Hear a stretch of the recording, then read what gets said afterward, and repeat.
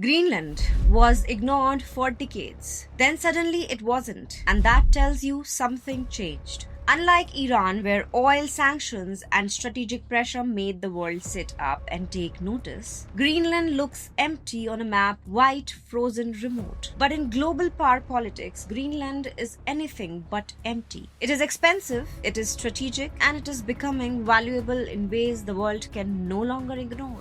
So why would the United States fixate on an island of just 57,000 people? Because Greenland was never about people. It is about leverage, money, minerals, military reach, and control over what comes next. Start with surface reality. Greenland's economy is tiny. Its annual GDP is roughly $3 billion US. That is less than what a single major American tech company makes in profit in one quarter.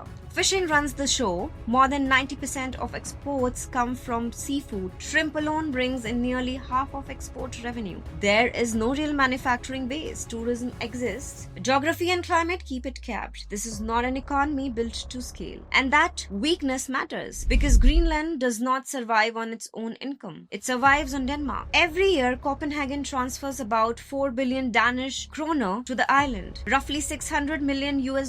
That single check funds nearly half of Greenland's public spending, healthcare, schools, airports, welfare per person. It works out to over $10,000 US per Greenlander every year. Remove that subsidy and the state does not trembles, it collapses. So why does Washington care about an economy that cannot even stand on its own? Because today's losses hide tomorrow's leverage. Beneath Greenland's eyes lies something far more important than GDP numbers. Mineral wealth the modern world is running out of patience for. Rare earth elements sit at the core of everything the 21st century runs on. Electric vehicles, wind turbines, missiles, satellites, radar systems, fighter jets, the clean energy transition, and the military-industrial complex use the same ingredients. China understands this. It controls around 60% of global rare earth processing and more than 80% of refining. The United States controls less than 10%. That is not an economic imbalance. That is a strategic vulnerability. Break China's grip and you reshape supply chains worth hundreds of billions of dollars over the next few decades. Greenland suddenly stops looking empty. Then there is uranium. Known deposits worth tens of billions of US dollars. At current prices, add zinc, iron ore, graphite, battery-grade minerals. Everything needed for energy storage and advanced weapon systems. But none of this is easy. Nearly 80% of Greenland is buried under ice. The island has fewer than 100 kilometers of roads. No road connects its major towns. Ports are shallow, power is limited, winter temperatures plunge below minus 30 degrees Celsius. Building a single large mine can cost 2 to 5 billion US before production even begins. That is why the riches have stayed frozen in places until now. Climate change is quietly rewriting. The equation Arctic summer ice has shrunk by more than 40% since 1980. Access windows are longer, shipping seasons are expanding. What was once unreachable is becoming merely expensive. And that brings us to trade. Arctic sea routes could cut shipping time between Asia and Europe up to 40%. Less fuel, lower insurance, faster delivery. Global maritime trade is worth over 20 trillion US.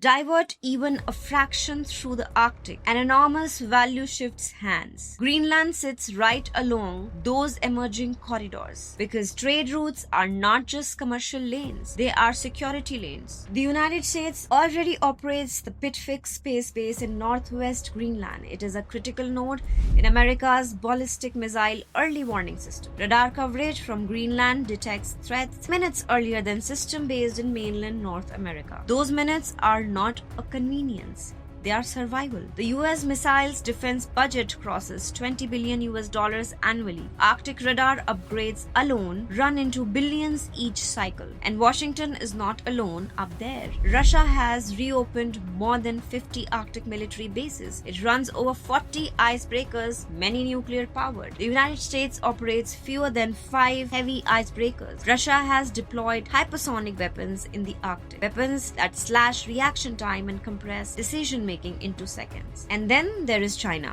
China has no Arctic territory, yet it calls itself a near Arctic state. Chinese state-owned firms have pushed for investments in Greenlandic airports, ports, and mining projects worth hundreds of millions of dollars. Infrastructure is not neutral. Infrastructure is influence. Washington noticed quietly. Denmark blocked Chinese airport investments after US pressure. No speeches, no drama. Just a strategic line drawn without ink. Which brings us to the purchase fantasy. Analysts estimate that buying Greenland and sustaining it would cost between 600 and 700 billion US dollars. Infrastructure, subsidies, defense, development. That is more than the inflation-adjusted costs of the Marshall Plan, nearly the size of America's annual defense budget. This was never about a real transaction. It was a signal. Denmark answered. Sovereignty is not for sale. But the dilemma remains. Independence means replacing 600 million US dollars every year. That money has to come from mining, foreign investments, or strategic partnerships. Too much Chinese capital risks dependency. Too much American pressure risks control. So Greenland balances carefully, quietly, and that is the real story. This is not just about Greenland. This is about a world where geography has regained power, where climate change redraws maps, where minerals decide influence, where trade routes become pressure points. Iran controls oil choke points that move trillions in energy flows. Greenland controls early warning systems and Arctic access. Different regions, same logic. Money funds military reach. Military reach protects economic dominance. Greenland is where all of it collides. So here's the question. In a world where land becomes leverage and sovereignty carries a price tag, who really decides the future? The people who live there or the powers rich enough to wait? Tell me what you think in the comments.